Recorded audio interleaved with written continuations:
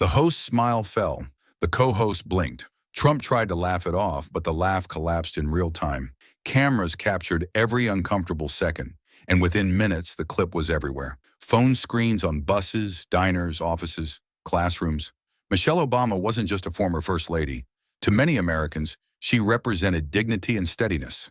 I want them to know Michelle Obama, that girl from the south side of Chicago. I want to break down that wall of impossibility, to let them know that I am them and they are me. Insulting her felt personal. Producers replayed the audio in disbelief. In Los Angeles, a college student filmed his stunned reaction. In Atlanta, a grandmother muttered that Michelle deserved better. A Detroit barber stopped mid-haircut because a client played the clip loud enough for the whole shop to hear. Moments like this grow legs. They walk into every conversation, whether invited or not. Inside the White House, aides panicked long before Trump returned from the studio. Drafts of statements were written and rejected. Reporters demanded comment. Advisors warned Trump that the reaction was strong, but he brushed it off. Still, his team could feel the temperature rising. Meanwhile, Americans waited for one voice, Barack Obama. But in Chicago, Obama had no idea anything had happened. He was preparing for a community leadership event, flipping through notes about youth programs. When staff finally showed him the clip, he watched without outward emotion. He simply said, "Michelle knows who she is. Michelle, you took on a role you didn't ask for, and you made it your own with grace and with grit and with style and good humor." One remark won't rewrite that. Still, he understood the moment had grown too large to ignore. By the time Obama stepped onto the town hall stage, national media had packed the room. He gave his prepared remarks, but the tension beneath the surface was undeniable. When the first reporter finally asked about Trump's comment, the auditorium fell silent. Obama paused, then spoke with calm precision. Michelle has spent her life lifting people up, women, young girls, to get ahead of themselves, to think that they have to fix it all. Now, in order to break these cycles of negativity, you got to get up every day and do the work right before you. Anyone who knows her knows what she stands for. So when someone takes a shot at her character, especially someone in a position of power, it says more about them than it does about her.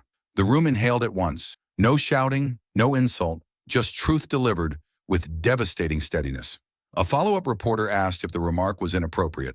Obama replied, "We've reached a point where some folks think attention is more valuable than respect. That's dangerous." A woman from the audience stood and said the comment hurt her. Obama answered gently, "You're right to expect better. Michelle doesn't need defending. She's strong. But moments like this remind us to ask more of our leader. Not perfection, just a little more care." His words spread across the country before he even left the building. Newsrooms broke into urgency. Radio hosts paused their shows. Social feeds filled with comments praising his calm under pressure. Even commentators who rarely sided with Obama noted how controlled and grounded he sounded. In Washington, however, the reaction was brutal. White House staff scrambled for strategy. Nothing worked. Obama hadn't attacked Trump. He'd risen above the moment. And that made Trump's remark look even worse by comparison. Advisors urged Trump to clarify or apologize. He refused. Instead, the White House released a vague statement about leadership and priorities, avoiding the issue entirely. It fooled no one. Across the country, people replayed Obama's words. In Tampa, a couple talked about his composure. In Houston, a barber said, "That's how grown folks handle disrespect." In Seattle, roommates agreed the power of the moment came from the fact that he didn't take the bait. Even those who disliked Obama's politics admitted he had handled the situation with uncommon restraint. Late-night analysts summed it up simply. It was a contrast in leadership. One man provoked, the other remained steady.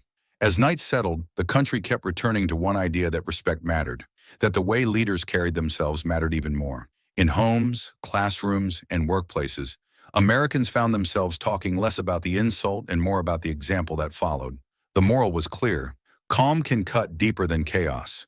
Strength doesn't require volume. Real leadership shows in how you treat people, especially when the world is watching.